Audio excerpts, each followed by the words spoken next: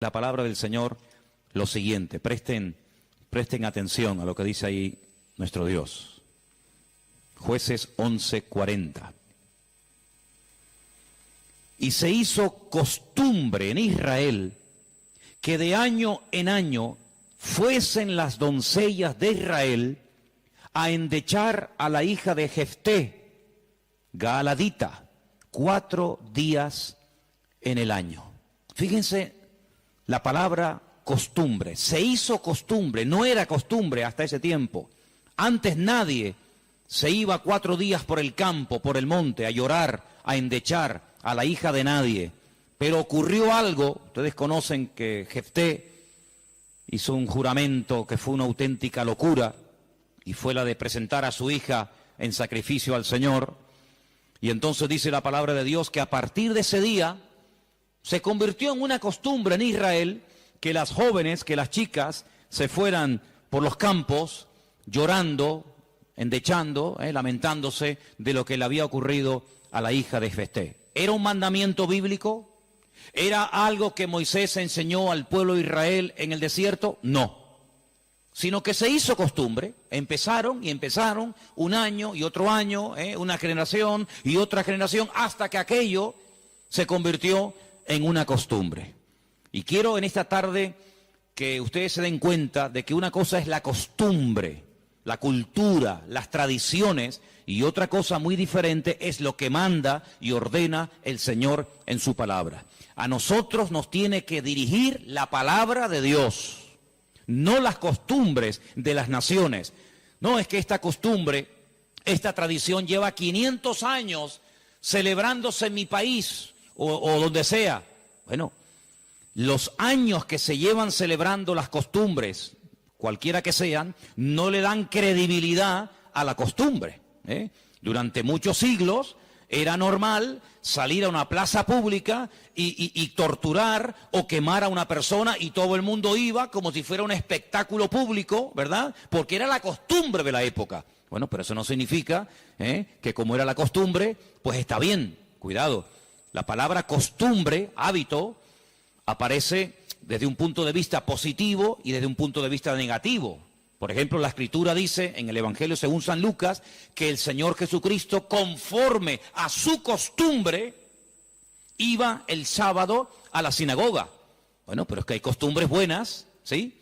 Y hay costumbres malas. En este caso era una costumbre que no tiene nada que ver con la palabra, pero como ya la gente lo hacía, pues el otro lo hacía y el otro lo hacía, y yo creo que ya después de años ni la gente sabía realmente el origen de esa costumbre, pero ya como que formaba parte de la cultura de la época. Quédense con ese detalle. Nos vamos al libro de Isaías, capítulo 2. Libro de Isaías, capítulo 2, versículo 6. Y dice lo siguiente, un texto, por cierto, muy interesante. Isaías 2, versículo 6.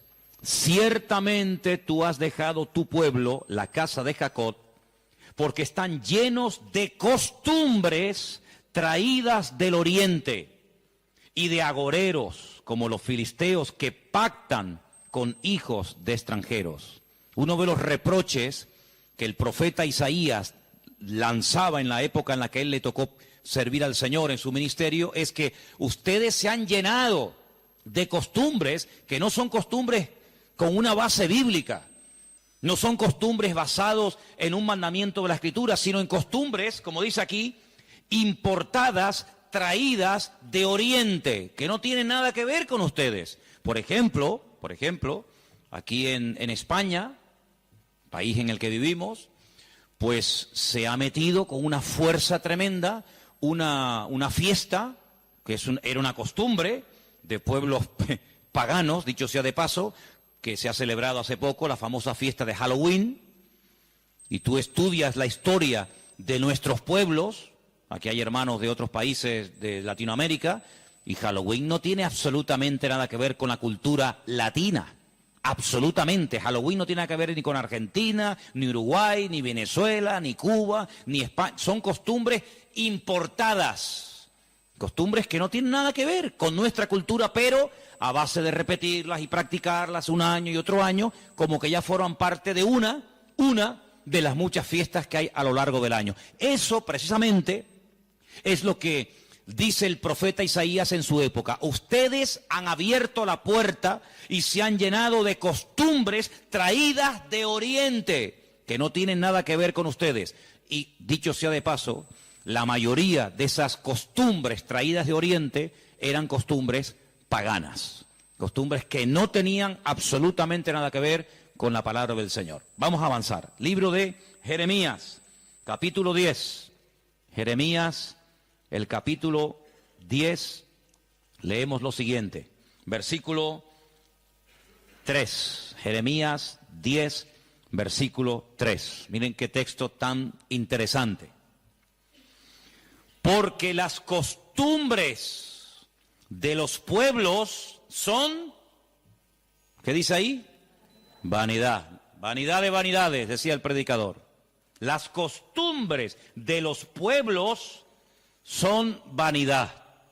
Y ahora habla acerca de la idolatría, que era una de las costumbres, no del pueblo de Dios, sino de los pueblos paganos.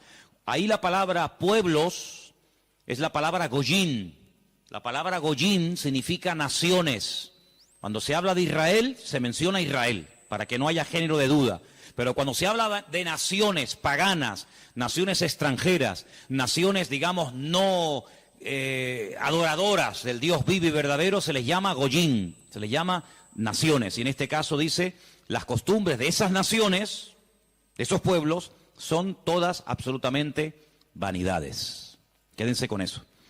Vamos a leer un versículo en Ezequiel, profeta Ezequiel, un libro que no sé por qué no se suele leer mucho, pero tiene textos y historias muy interesantes. En el capítulo 11 de Ezequiel, el capítulo 12, dice así: sabréis que yo soy el Señor, porque no habéis andado en mis estatutos, ni habéis obedecido mis decretos, sino que según las costumbres de las naciones que os rodean, habéis hecho.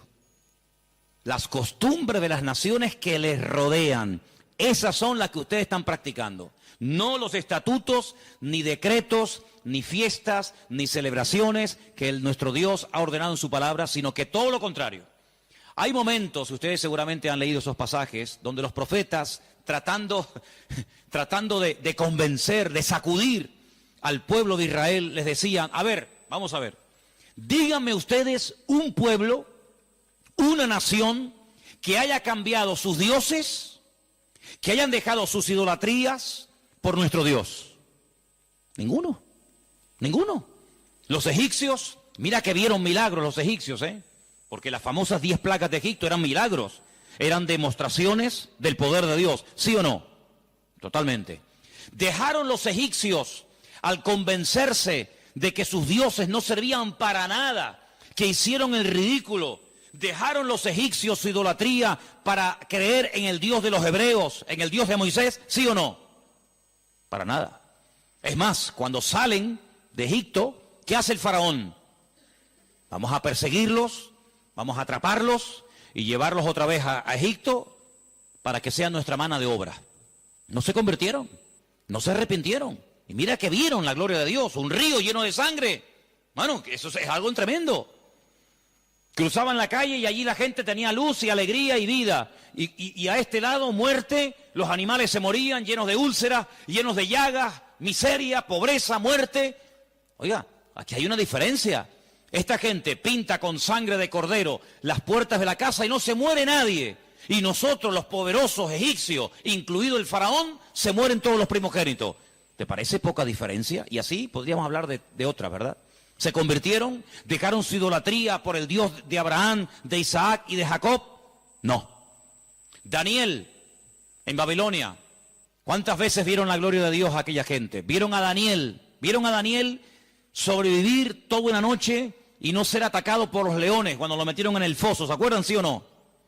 Vieron a aquellos 3 jóvenes que les habían cambiado el nombre, que no se quemaron dentro del horno de fuego. ¿Cambiaron? ¿Recapacitaron? Ninguno. Dice, ¿cómo es posible que ustedes habéis podido comprobar que ninguna nación ha dejado sus dioses, su paganismo, para creer en nuestro Dios, y sin embargo ustedes sí lo han hecho. Dejaron al Dios vivo y verdadero para adorar a Moloc, a Milcón, a Astaroth, a Asera, a Baal. ¿Cómo puede ser eso? Pues eso fue lo que pasó. Ellos cambiaron al Dios verdadero por aquellos dioses, y dice el profeta Ezequiel en este pasaje: todo eso que habéis hecho son las costumbres de las naciones que les rodean, pero ustedes, en vez de influenciarles a ellos, que ellos se conviertan a ustedes, ha pasado todo lo contrario. Ustedes se han terminado convirtiendo a ellos.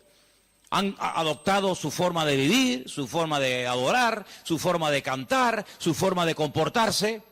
Y esto es algo realmente increíble, porque esto no ha pasado nunca, nunca en la historia de la humanidad. Una nación ha dejado el paganismo, ha renunciado 100% a toda esa mentira y ha abrazado la fe única y verdadera. Sin embargo, ustedes tenían al verdadero y lo han abandonado. Otros profetas utilizaban el término han adulterado, han sido infieles a vuestro Dios. ¿Para adorar a quién? Al Dios de las moscas, al Dios de los excrementos, como hay por ahí un Dios también en la Biblia que se llama el Dios de los excrementos, para adorar a las criaturas en vez de adorar al Creador. Increíble, increíble. Entonces, los profetas que hemos leído, Jeremías, Isaías, Ezequiel y también en el libro de Jueces, dicen que todo eso, esas costumbres, son todas vanidades. Y entonces nosotros, como creyentes, que hemos, como dice la Biblia, pasado de muerte a vida, cuando nos convertimos al Señor, cuando salimos de donde hemos salido cada uno, pues tenemos, con el paso del tiempo, que no solamente decirle al Señor: Dios mío, gracias por haberme salvado, gracias por haberme perdonado los pecados, sino que quiero también pedirte, quiero que me ilumines, porque a lo mejor de mi antigua vida, cuando yo no te conocía, cuando andaba en la ignorancia, cuando estaba en la idolatría, en las costumbres que practiqué yo y mi familia durante toda la vida, Señor, quiero que tú me ilumines, por si acaso todavía puede ser que en mi vida, en mi familia, en mi forma de hablar, de pensar, de vestirme, etcétera, etcétera, todavía quedar algo que no está bien, pero que como lo hace todo el mundo, pues no parece que sea tan malo. Porque si os dais cuenta, hermanos, hay cosas que se hacen hoy en día que están mal, pero sin embargo, como las hace todo el mundo, no se ven mal. Por ejemplo, a mí una de las cosas que me llama la atención cuando voy a lo mejor a algún supermercado es que de un tiempo a esta parte, en la parte donde está todo lo que es los puros y los cigarrillos y todo esto, es increíble. ¿Os habéis dado cuenta lo que ponen como advertencia en las cajas de cigarrillos? El cigarrillo mata, el cigarrillo produce enfermedades pulmonares, cáncer y esto y lo otro. Pero ¿quién hoy en día iría por la calle poniéndole una multa a una persona por fumar? Nadie. ¿Por qué? Porque como lo hace todo el mundo, ya forma parte de una vida normal, pues no se ve tan mal. Pero cuidado, el que lo haga mucha gente no significa de que esté bien, ¿sí o no? Entonces puede ser que a lo mejor algunos de ustedes en algún momento se ha sentido, perdonen la expresión, como un bicho raro en su puesto de trabajo, con los amigos, con la familia, con los vecinos, ¿sí o no? Porque resulta que todo el mundo ve bien, pues ciertas y determinadas cosas que cuando vamos al manual, cuando vamos a la palabra de Dios, resulta que no solamente están mal, sino que incluso son pecado y abominación ante los ojos de Dios. Vaya usted a una manifestación de miles y miles y miles de personas a favor del aborto y párese en esa marcha y diga que el aborto es un crimen, que es un asesinato y que eso es una abominación delante de Dios. ¿Lo matan? ¿Sí o no? ¿Lo matan? Párese usted en una manifestación donde están llevando a una virgen, a un patrón, a un santo y diga, ¿pero qué estáis haciendo? Si nuestro Dios prohíbe todo esto, si eso es abominación delante de nuestro Dios, si en la base mínima, que son los 10 mandamientos, ya se prohíbe categóricamente todo esto, ¿te matan? ¿Por qué? Porque es que esto se ha practicado. Y claro, después ves ahí al alcalde, Y ves al teniente alcalde, y ves al concejal de no sé qué, y ves a fulanito de tal, y incluso al rey, y ves a la reina, y ves a la... Entonces parece que como que no está tan mal porque lo practica mucha gente. Y quiero decirte, querido hermano, que en algún momento de tu vida puede ser que tú te sientas como que vas contra corriente. Como que la gente, como que no te entiende, y como que tú estás en otra frecuencia, en otra onda, y es como algo imposible de que lleguen a un entendimiento. Pero al fin y al cabo yo pregunto, hermanos, ¿nosotros a quién tenemos que agradar? ¿A quién tiene que agradar usted?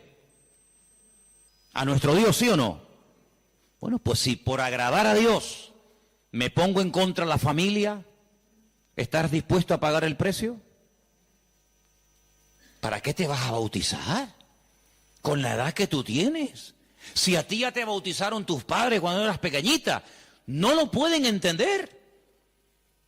Pero saben, hermanos, nosotros, repito, primero a quien tenemos que rendir cuentas a nuestro Dios.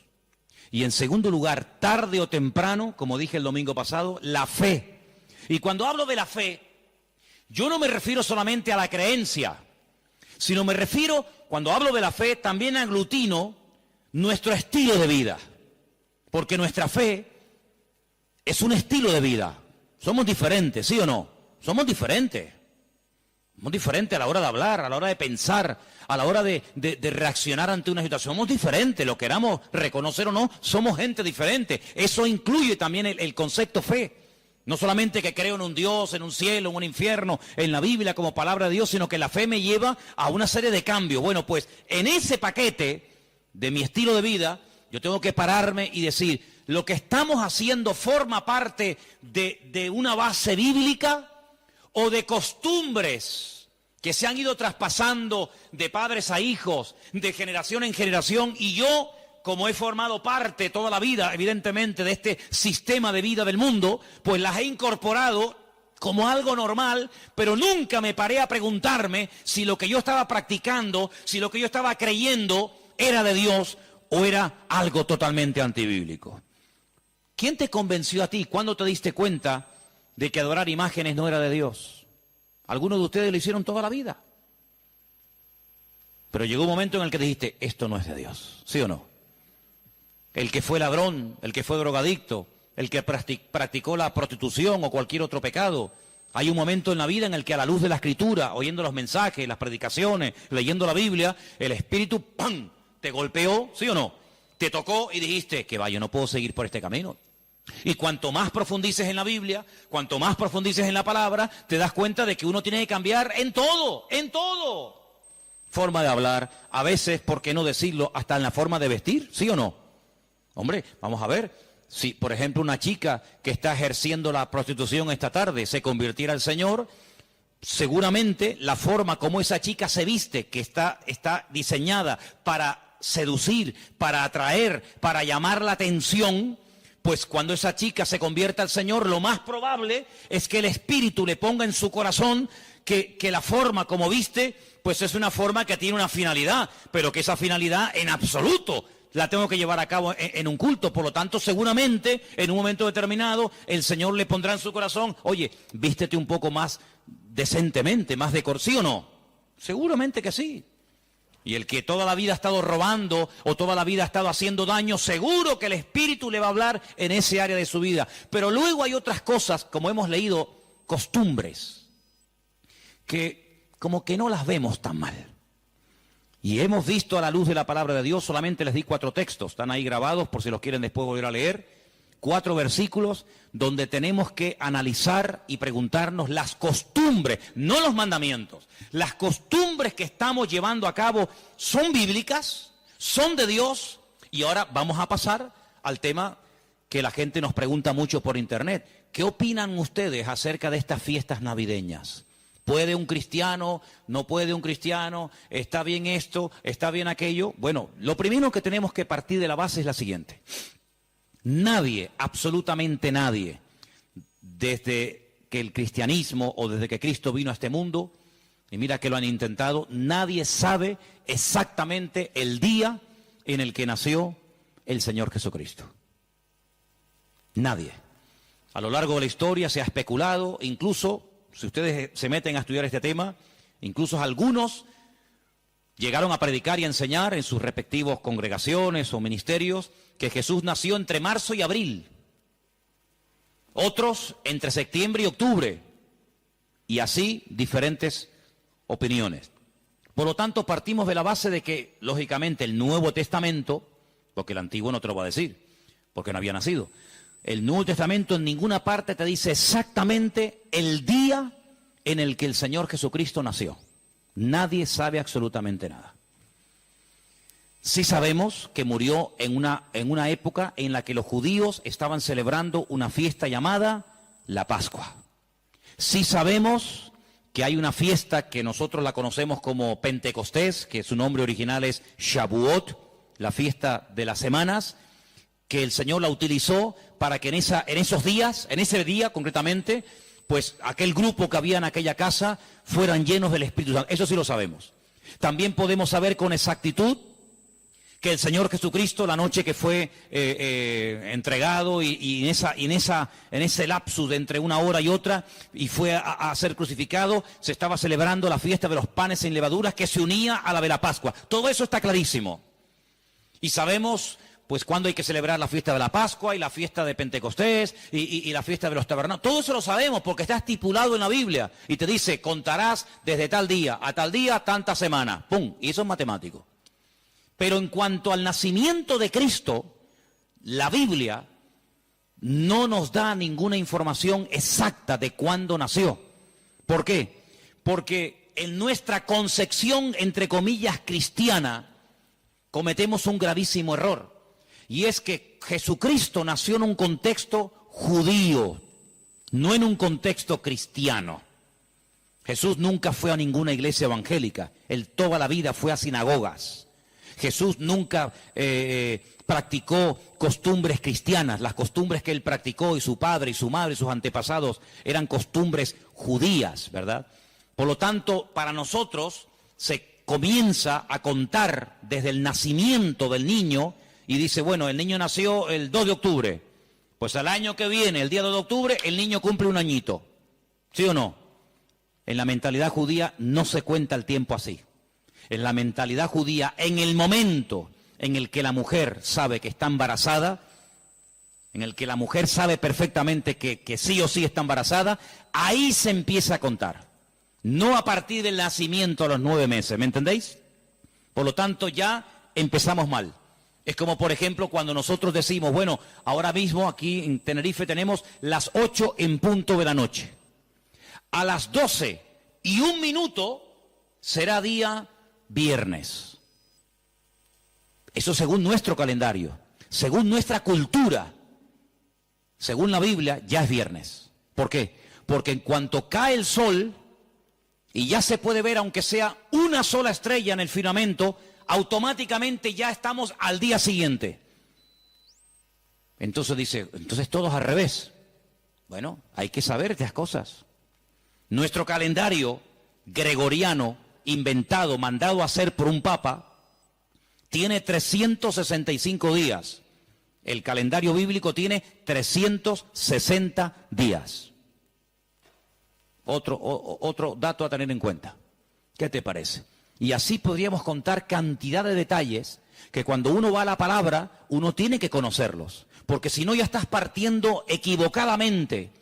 Y entonces decimos, el nacimiento del niño marca el momento de su nacimiento y de su próximo cumpleaños. Te vuelvo a repetir, la vida en la cultura judía, en la cultura hebrea, se cuenta a partir de la concepción, no a partir del nacimiento. Ahora bien, tengo aquí algunos datos que les voy a leer en esta tarde, que son muy interesantes, pero primeramente quiero decir lo siguiente. No sabemos la fecha exacta del nacimiento de Cristo.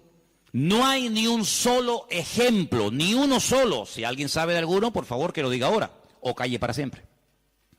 No hay ni un solo ejemplo en el Nuevo Testamento de nadie que haya practicado el nacimiento de Cristo, que haya celebrado, mejor dicho, el nacimiento de Jesús.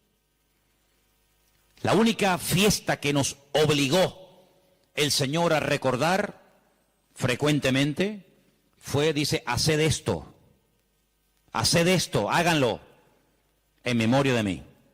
Y cada vez que comáis este pan y cada vez que bebáis de esta copa, mi muerte estáis anunciando hasta que yo vuelva. Es una orden. Yo sé que hay movimientos cristianos o evangélicos que no practican esto de tomar pan y vino asiduamente, porque dicen que es algo simbólico. Bueno, yo solamente lo digo con todo mi respeto, no saben lo que se pierden. Y es una interpretación incorrecta. Yo creo que es bíblico y estamos todos de acuerdo, ¿sí o no? Que hay que partir del pan y el vino. Hombre, hay iglesias que lo hacen todos los domingos. Elena, por ejemplo, se crió en una iglesia que todos los domingos, sí o sí, todos los domingos a la mañana, se llama culto de comunión. Por eso, porque se da la comunión. Hay iglesias que lo hacen una vez al mes, otras iglesias una vez al año, etcétera, etcétera. Pero que hay que hacerlo, hay que hacerlo. Pero Jesús nunca dijo, los discípulos nunca dijeron, Pablo nunca escribió, Pedro nunca escribió, Santiago nunca escribió, ningún discípulo escribió, y también tenéis que recordar todos los años el nacimiento del Mesías.